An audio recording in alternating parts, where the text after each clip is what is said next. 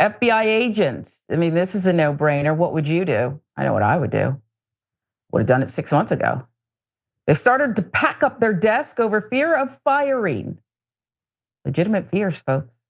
Agents reportedly have started to pack up their desk as fear of FBI mass firing swirls. Fear of mass firings have circulated through the FBI. Acting Director Brian Driscoll, the head of the Bureau's New York field office, and an agents group reassured staffers and pushed back against the Trump administration efforts to force out FBI officials. This comes after Trump publicly praised the firings of 8 top FBI career executives on Friday. This after pardoning nearly all of the January 6th rioters. In a message to FBI staff members Saturday night, Driscoll, the acting director, said again that the Trump administration is seeking the names of every FBI agent who worked on the January 6th investigation. The number is said to run in the thousands. Build yourself a bunker, America. No matter what you think of the FBI, CIA, Big Brother, we're not as safe as we were. You do the math. January 20th at 12 noon.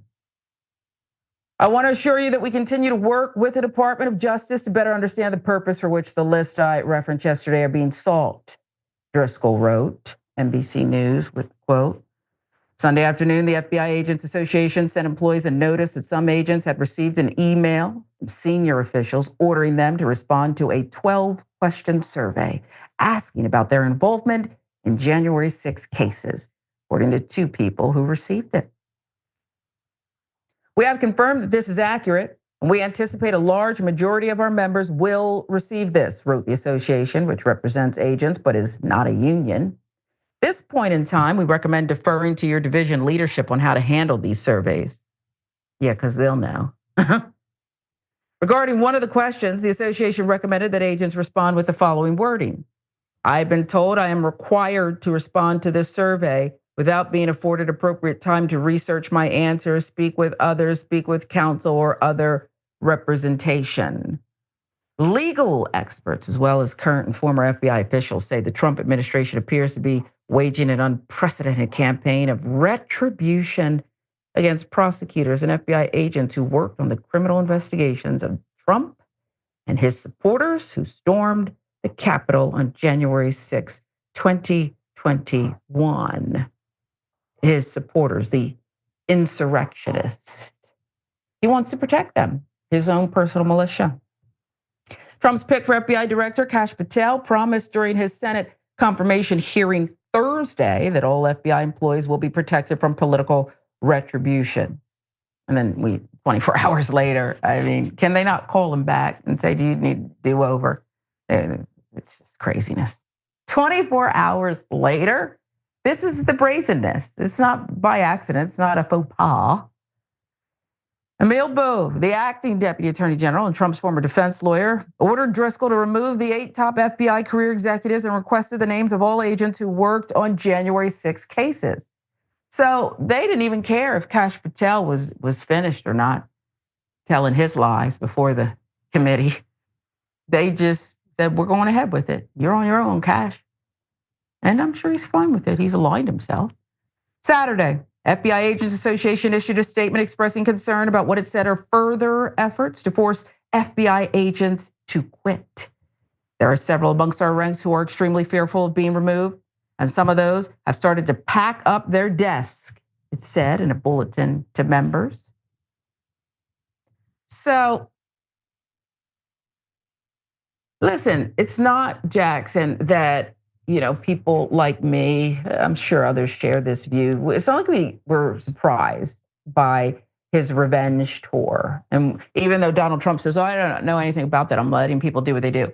His fingerprints are all over it. Okay, he's pressing buttons. He's behind the curtain. He's, whatever you call these people, the puppets. Okay, he's doing it all. This is his puppet show. But when you're talking about thousands of agents, I figured, okay, he's going to fire all these U.S. attorneys. He's going to do this, that. It's be chaos. That's what his middle name is. But to this degree, what do we do about this? How big a deal is it? And I'll throw this in, but you don't even have to answer this last one. What repercussions will there be for the president? Well, I threw that in bed. I like right, threes. definitely not big hopes of repercussions for Donald Trump. But at the end of the day, this is a pretty old playbook that Yeah, it is. small government conservatives with a lot of money in particular play is destaffing government agencies. So they've done this with last time Donald Trump was in office, they greatly destaffed the IRS so that it has less people to go after the biggest capitalists of society. If the FBI is greatly understaffed, then they have less of a chance of investigating a criminal president. Like this dude who got away with over 90 felony charges on his Oh, way back yeah. into the White House. And not only that, but just all the rest of like a lot of the executive orders that Trump has already signed and will continue to try to sign are unconstitutional. So, they're just trying to, what is it? Their executive theory, basically, to where the president can be a king.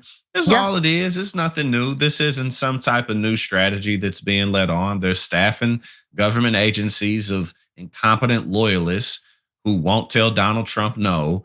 And again, you ain't got no staff. The agency can't do what it's supposed to do. Yeah. So it's just now we're at more of an extreme place than we have been before. Yeah, I love these people. Where are they? They seem to have gone under. The ones that told us all up until the election day and even after, the systems will hold. The systems Right, will protect us. What are you talking about? It's to right. the point now where I do worry and wonder about historical context. I mean, America's never really gotten history right in the first place. We've kind of made what makes us feel good up. But with this, Donald Trump will get rid of records about his own prosecution, things that had not come to light, things that belong studied by historians for the decades and centuries to come. That will all disappear. And there's not a lot of courageous people left. Perhaps the historians will be the ones, but will they even have access to it? I'll give you the last word. Well, ultimately, the truth ends up coming to light. There haven't been very many successful attempts throughout history to completely hide information. But the thing is, if you stay in government, if you stay at the FBI in a situation like this, your life's going to be a lot more difficult.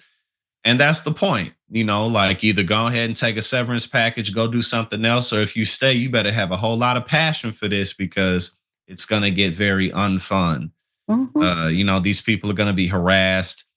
Their livelihoods are going to be messed with. But again, this is at the end of the day, times aren't always good. So this is why leaders are so important. This is why community organizers are so Yep. important because when things get bad, it gets hard to stay down. It gets really difficult to keep your feet down on the Mhm. ground and keep moving forward. So, Yeah. this is when real leaders are born. We'll see what happens when he continues, I predict, to go after people like, okay, Michael Cohen. You notice we haven't heard from him about a week or two, maybe longer, really since the election. Haven't heard from him. Who knows what he'll do next? E. Jean Carroll, has she gotten a payment yet? What if he says, I'm just not going to pay? I'm just not going to Right. pay. Who's going to make me? This is getting crazy. We'll continue to follow it all